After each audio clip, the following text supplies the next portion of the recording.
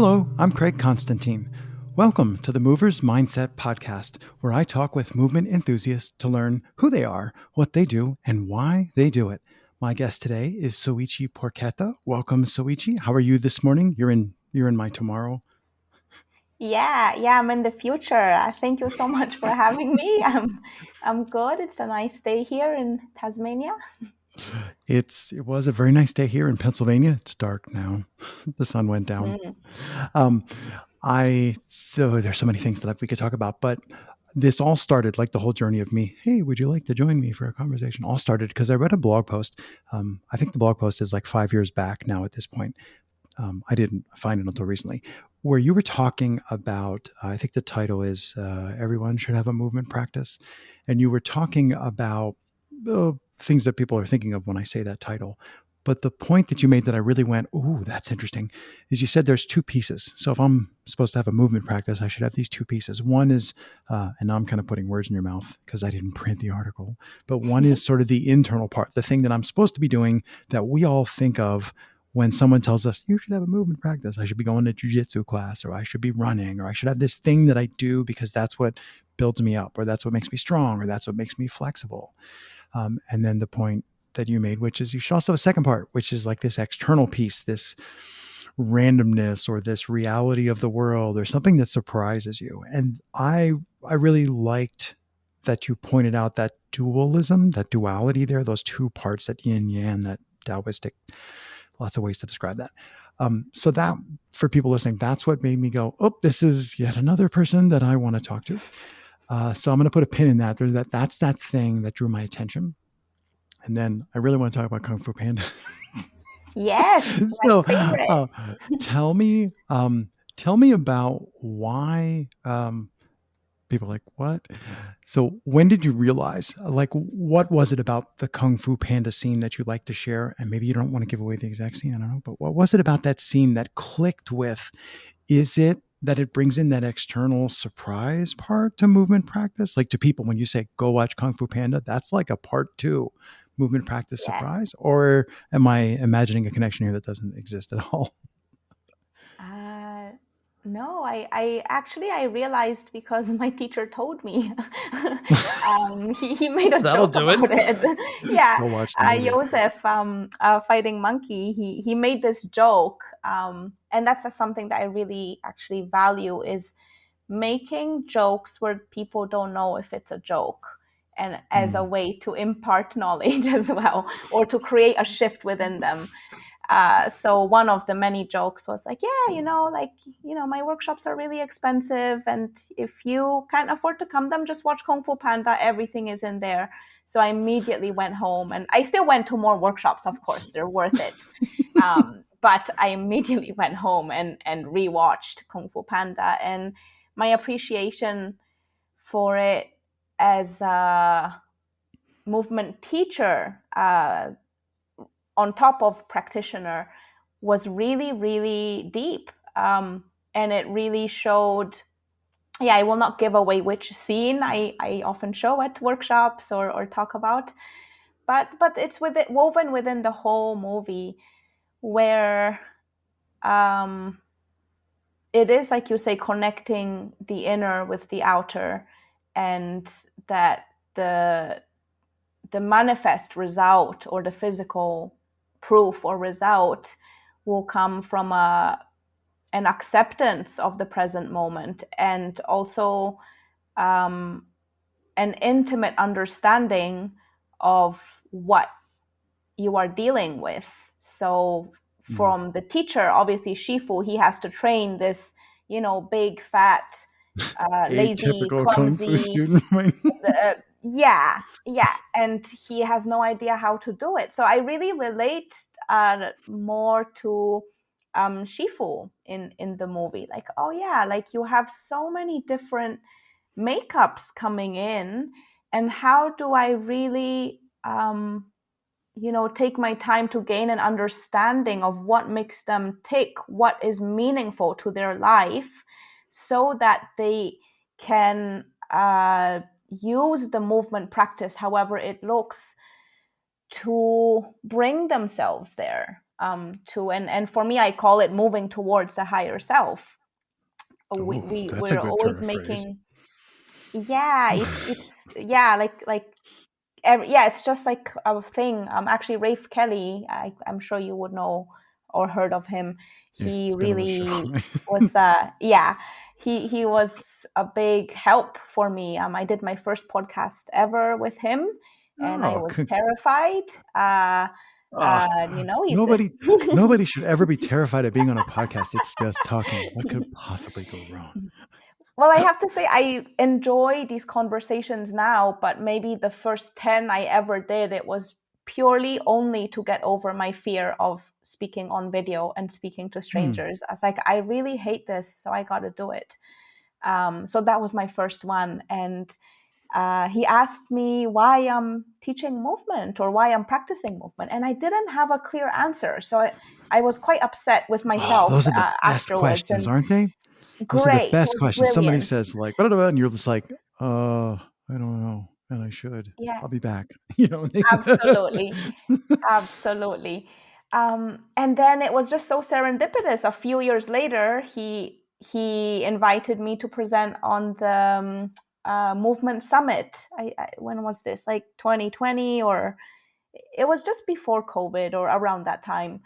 And I was like, oh, I'm amazed he's called me back, because I kind of was not expecting, some follow up. And I made the presentation, which is on YouTube, moving towards the higher self. And while I was making it, it just unlocked so many things for me on my own path in what I'm here to do. So um, I see that in Kung Fu Panda, where the teacher is, trying to serve a higher purpose, whether there's a villain or something needs to be done, and then he has to work with all very different. There's like a tigress and a snake and a panda, and they're all wired so differently. But especially Panda, he does not have that. He didn't arrive with that. The sense of I, calling, maybe. Nah, he was yeah, called. yeah, He he felt was. like he was called. He was not aware of it. He was called and he went, but he was not self-aware, right? And how can Shifu make Panda self-aware?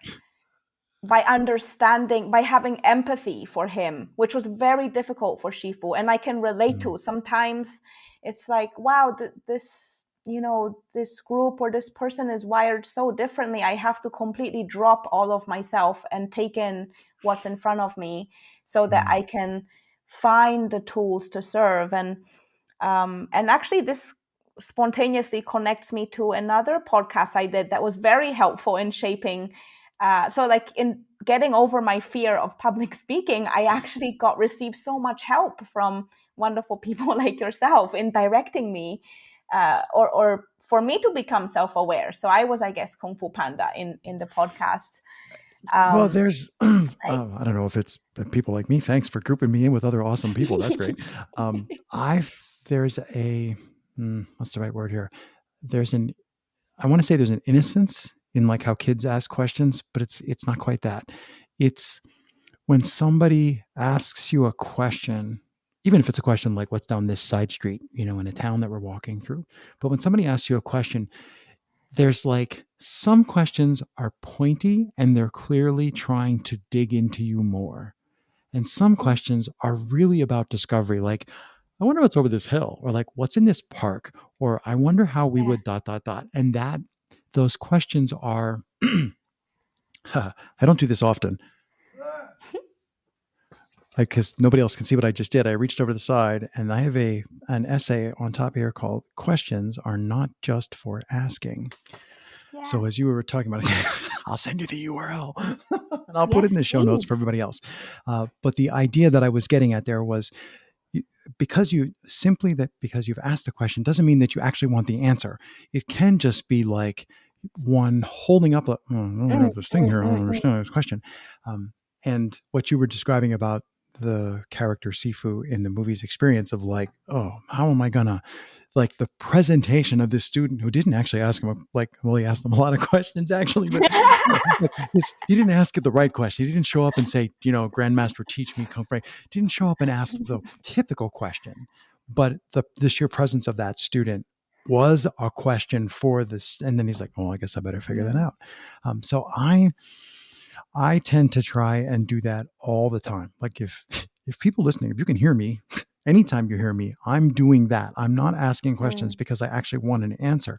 I'm asking questions because I pulled it out of that little stone bowl of water I was telling Soisci about before we started. I pulled it out of the bowl and went, oh, that's interesting. What do we think about this? Yes, that's grammatically a question, but I'm really just trying to engage with the other person or the other persons if it's a group setting or whatever. Which is that whole, what I'm kind of dancing around there is James Carse's ideas of infinite play. Like, the goal of a good game is to keep playing. And if it's too easy, somebody adds a rule. Like, that's how kids play games. Well, that's how nice kids play games. Yeah, I love that. And I feel that some questions are there to be answered, and that's important in our daily lives. But if we don't have the questions that lead to an exploration, then there's kind of a death, or there's no room for growth, right? Yeah, plateauing, Totally. And this great question was asked to me by Josef Bartz in Berlin. He's an OG movement teacher. So he and I were training with and assisting Ido Portal, 12 years ago or how long it was. And we stayed in touch and had done some podcasts together. And he, kept knew what I was up to. And I had spent a year doing a lot of pottery. He knew I'm really into cooking, and I have been since I started training, actually, since I was 15. I really spent equal time cooking as I have training with the body. And he asked me to link these things. He said, oh, how has pottery helped your movement practice? And this was in the moment quite tough to intellectualize and articulate, but it was so important. And it really helped me to connect with what Joseph calls universally valid principles. Is your practice, does it contain universally valid principles? Because if it does, it doesn't matter if it's a musical instrument, if it's in the kitchen with clay, jumping around buildings, kicking people, whatever it is, because right. You embody, right? So there's a concept of a principle, which may or may not be universally valid, but when you embody it, which would be through a physical practice, not necessarily a formal one, but it's embodied, right? You feel it, experience it in your body beyond concept. Then I think you really develop a superpower like Kung Fu Panda, right? Where there didn't appear to be a potential. And then you're like, oh, I can unlock that and transfer the files. Of course, pottery helps my movement. Of course, movement helps my cooking. Of course, cooking helps my new other thing, or to observe patterns in nature when I'm brand new to bushcraft and survival skills. And starting to really connect all the elements that make up the experience of life. And that's a never-ending question. If you answer it, it's over. I was when you were talking about connecting, there's that idea in there of integration. I'm actually really bad with people's names. Some people are afraid of finding themselves at primary school and having forgotten their pants. That's a common terror among school children. Not one that I had. Oh, no, I'm totally saying it's not one I had. However, my fear is pronouncing people's names wrong. And guess what? I do a lot of pronouncing people's names. But I had a guest recently, and for the life of me, I can't think of her name. I apologize. And that always bothers me. But anyway, it'll come back after the podcast is done. Yeah, right. Which doesn't help the poor people listening. Anyway, she made the point, and she was talking about moving from one practice to another, and how just talking generally about people who might move from one practice to another, and how if you aren't in it enough, you can't actually have the transformative experience. Like, you have to be in the thing enough so that you're forced to go, how am I going to integrate this? Or if you're lucky, it falls in pretty nicely, but it has to integrate in with everything else that you are at the time. That's growth. That's how you become the new version of you. And that, yeah, if you don't have any more of those questions, this question idea you and I were discussing, if you're out of those questions, then how would you ever make the next transition?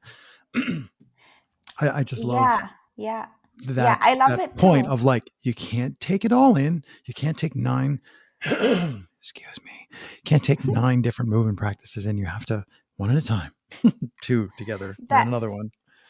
I think that yeah, this other practitioner that you had the podcast with really has an intimate understanding of this, and I actually see it as a little bit of a problem in the modern movement world, because we it's quite a young world, like in its popularity.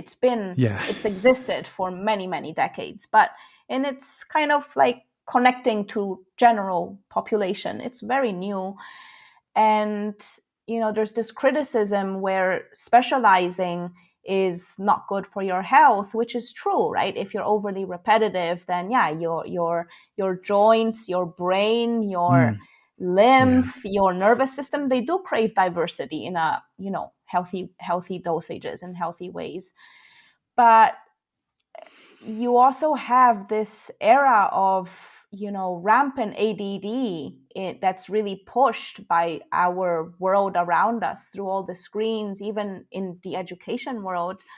And like when you say, well, I'm not going to specialize because it's not good for me, it can get people kind of lost. Like if you dig deep enough into the earth, you eventually hit water.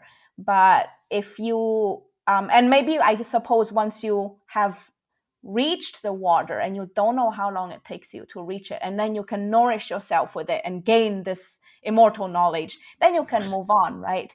But what a Yeah. lot of people end up doing is they just dig a ton of potholes, and they saw Bob hit water very quickly. I'm going to go to the state next door and drop this one and dig next to him, and then Sarah's got another area, and there's just potholes everywhere.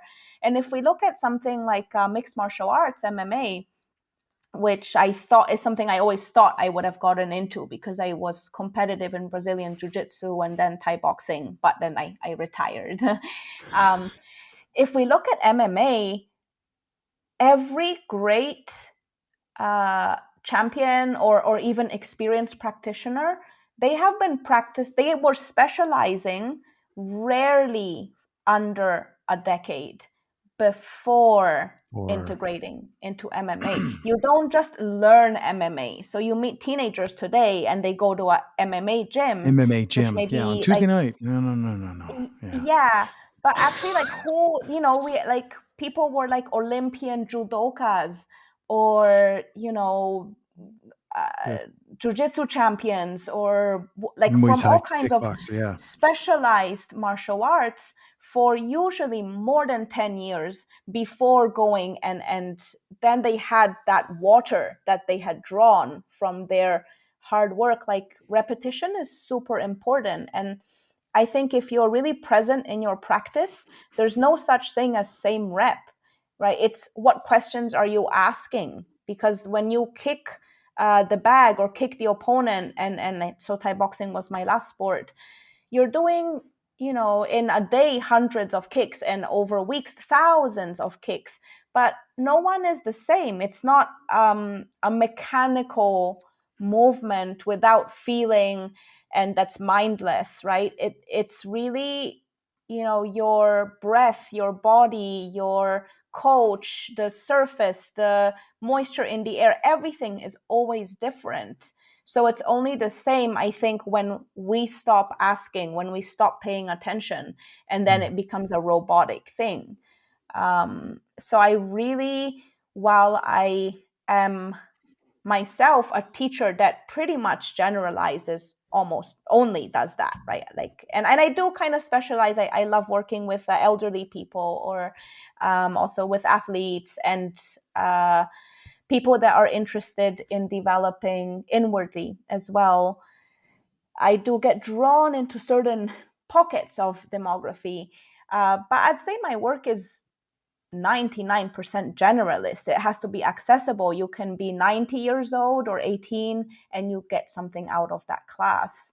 So I'm all for generalization, but specialize in something in your life. Like, it doesn't matter Yeah, what it pursue is. some. Yeah, go There's a deep. piece. Go deep. There's that piece in there about it. There's so many things, and it's like, oh, always the same topics. I wish I could learn these things once and for all, but that would take the fun of it.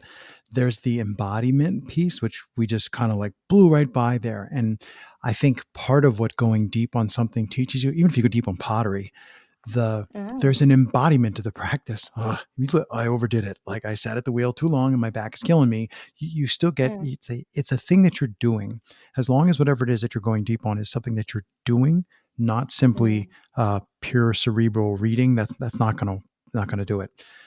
As long as you're doing something, then there's the opportunity for you to get real knowledge from it. It's like, I believe that knowledge is embodied. It can't just be, I know how to do something. I think it was Tim Ferriss cautions, like, don't read nonfiction books unless you're about to use the knowledge that you need from the nonfiction mm, book. mm, So mm, there's no mm. point reading about how to repair your car unless you're actually going to go work on your car or you're trying to become an auto mechanic or something.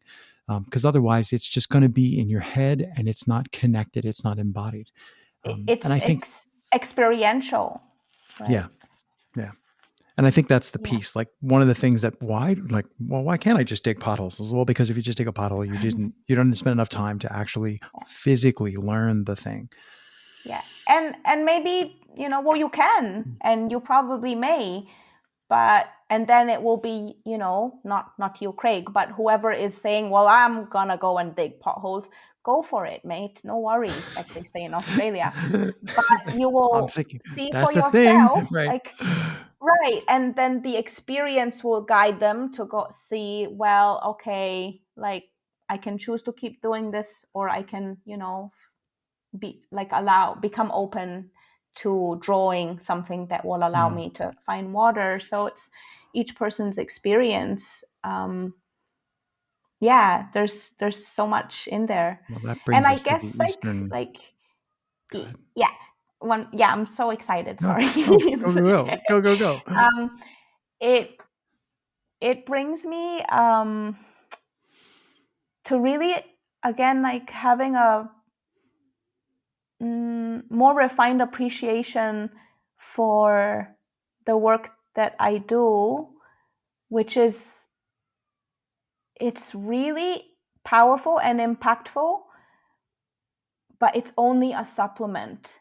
So if someone is like, I'm just there to trickle in a little bit, and then the people, they come and they, they feast on or work on whatever it is that's going to serve them, but I'm never going to be the main thing, right? And that feels really great. There's no ownership or even huge responsibility. There's a responsibility to do what I offer really as best as I Yeah, can, like a moral but responsibility. yeah, I am the generalist. So you as a student cannot be spending 90% of your time with me, unless maybe you want to become a movement teacher also, or you are a movement teacher and you really want to dive deep into, okay, what's this weird world that Soisci lives in, and I Yeah. want to, but that's more like an apprenticeship, which is how I learn best. For majority of people, I really am this, like, a supplement, right? Take these, like, organic fresh herbs and go and thrive, but you gotta go and hunt your own meat and vegetables and forage and like, have your own thing. So yeah, I think it's like not becoming, taking ourselves to be more important or dominating than we really need to be with the role that we play. There's a lot of wisdom in there. I was thinking this. I was going to say this. is bringing me to the Eastern, when the student is ready, the teacher appears type of principle. Mm. And that's a lot of the, I'm going to say I was trying to think like, what was the first thing that I really went, oh, you're in the weeds, Craig. How, like, what was the first? I can't really remember, but I feel like the very first one can be dangerous because if you don't understand that, like, sometimes I ask guests on the show who have transitioned from one of the things I thought about asking you about was like, what was it like to give up the love of your life? Like you were deeply into Muay Thai. It was like, Yeah. what was it like for that transition? We don't have time to talk about that. That'd be an awesome conversation for part two. But sometimes I ask people those kinds of questions because that's major. And the very first one, you're usually kind of like my hypothesis, you're usually pulled away. So, whatever your first Mm. thing was, you really fell in love with playing the French horn. And then you moved to a town that didn't have a band, or like the school didn't have that Yeah. instrument. And you're just like, oh, Yeah. this sucks. But like it was torn away from you. After that, man, after that, you get in the habit or you've learned the lesson that like, hey, everything's temporary. Like I'm really Mm. deeply in Mm. love with this practice or this. I'm in lust with ground fighting or whatever. I'm in lust with, Mm. BMX park. But you kind of know, you're like, yeah, I really was into skateboarding too at one point, and then I wrecked my knee and I gave that. You're like, I was a Yeah. point where I went through that transition before. So I'm kind of suspecting there's a transition coming at the end of this thing. So it's like Mm. you begin to realize that there are the seasons and the cycles to it. So it's really like really early in your journey I think that could be a big danger if you don't realize that you're less like, no, I'm going to learn this at 12 and I'm going to do it till I'm 102. That could probably be Yeah. really bad because you could just go down that hole forever. And it would be really hard for somebody to explain to you why you need to, well, try something else. Um, just what I was thinking, we were talking about these cycles. I'm like, ooh, there's also something I hadn't thought about, which is the first love, versus the Yeah. second or the third or the fifth. Yeah. Interesting. Yeah. Yeah. That's very relatable. It definitely brings back very strong and vivid memories of like I did change countries very frequently growing up. So I did experience some of these things being ripped away Yep. or We're having moving. to make Yeah. a choice. What? Yeah, yeah, totally, totally. Um, yeah, and I think that again, like over specializing is harmful, right? You can become like the body becomes rigid or molded into that thing because the mind has become rigid and molded into that thing, so we Mhm. become dogmatic, and Yeah, that's that's a big very hazard, dangerous. especially it Yeah, happens a lot in martial arts where it's like, these are the way we do, this is the way we do things. And people who don't yeah, even realize they've become trained to perform certain ways. So if you get like this false sense of security about how good you are or what works, which I think is why yeah. we see a lot of really good fighters, like who have gone really deep in one area. And then when they go to MMA, I think the ones who do really well, I haven't followed a lot of MMA, but I think the ones who do well are the ones who have learned that lesson and they go into a more complex rule Mm, set, a more complex environment. And they're just like, okay, I know I suck. Like I know I got problems. So they have yeah, like their heads on a swivel and they're like, okay, I mean, I can do this, whatever they were really good at. I got that part, but like, what is the rest of it? Because I don't, and I think that attitude, carrying that, they call that the, like a beginner's mindset yeah, also. perfect. The beginner's mindset. Like that is the lesson that you learn when you come out of that love affair and go to the next thing. You're like, well, I'm a beginner again. Yeah, yeah, absolutely, absolutely. That's so important. That's a beginner comes with open questions, and they may not even be able to comprehend the answers. Like if you go to a first jiu-jitsu class and you say like, oh, the the purple belt armbarred me. How do I get out of the armbar? And the coach can show you, but you're still not able Yeah. to receive the answer, right? Like Yeah. it just um You do the but following for showing 7 years. up, Yeah. yeah, but you keep showing up with that Yeah. same openness and you just never stop growing. You don't, yeah, like um a Muay Thai champion goes to learn wrestling and they go as a, if they are truly high level, I believe they will be a blank slate. And the ego will not be there to sabotage their very quick growth. Yeah. Yeah. And there, somewhere, I think you were talking about, in like handstand practice, because there's a great anecdote I could ask you to tell about your first handstand, one arm handstand. But anyway, the whole point about if you spend time, say, in trying to work on handstands, it's a very muscular activity. It's like, I got it, I can do it. And you're really working, and maybe you're strong enough and you have the range of motion to do it, but you're still like actively doing it. And Yeah. the key is, and I am not a handstand person, but a key that I understand is the body stacking. And then it becomes more like just like you understand, well, most people should understand how to stand upright. It occurred to me that a lot of Westerners don't know how to do that either. But if you know how to stand upright, it's that same feeling. There's so many things I can Yeah. unpack here. As a podcaster, I took it upon myself to stand. Not judging you because you're sitting, it's fine. But I always stand. So this is, I'm like literally standing here. Yeah. Partly it's because I'm Italian and I need room to like wave and gesticulate. But when I tried to stand up, I realized that it's not easy to stand in front of your desk for like 2 hours to do all this stuff. And it's like a physical practice. And now I'm just like, oh, well, I could just stand here all day. So in handstand, I'm like, oh, I bet you there's the same lesson. Like yes, it's partly physical, but it's really about understanding how does this body work in the other orientation. Harmonious stacking, right? I'm off on a tangent, sorry. Only repetition can do that. I experienced exactly what you mentioned when I was learning handstands, and I don't practice as much now these days, but I still maintain because I teach some classes and I want to, offer a nice session to the People want to students do and the an trick, do the trick. I inspiration. want to see you do the trick. Yeah, you gotta perform. Yeah, or like to show them, it's very inspiring. You see, like, wow, if you can do it, I can do it too one day, right? That's quite important, I think. But I experienced this when I was also learning meditation. So I had been teaching movement for several years. I, thought I had reasonably good posture, range of motion, movements, and I went to my teacher's first meditation retreat, my first meditation retreat with him. And we didn't actually meditate heaps. We maybe did like, combined an hour and a half a day. It was not vipassana. There was a lot of talk though.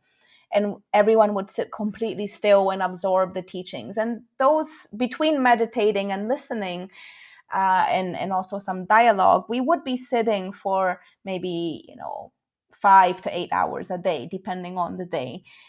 And I noticed that on the second day, I just had a thick cushion. So some people pick chairs, some people sit on the floor, some sit on cushion. It's not about a physical practice at all. I noticed that every joint in my body was aching and I could just not get comfortable. And my first kind of reaction, just from my conditioning, was, well, sitting, still is bad for you. I need more movement. And I was going out and doing all these like, spinal waves and circles and wriggly movement to remedy this pain I had.